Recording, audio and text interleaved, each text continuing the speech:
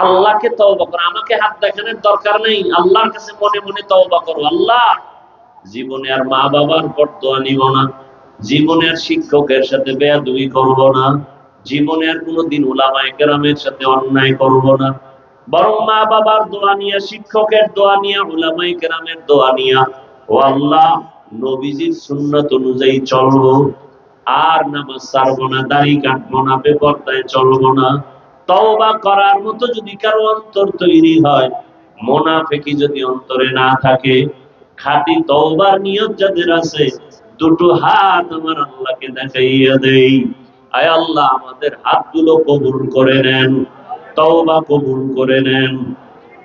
আল্লাহ, তওবার উপরে মজবুত হইয়া চলার মতো আমাদের তৌফিক দান করেন, আমিন।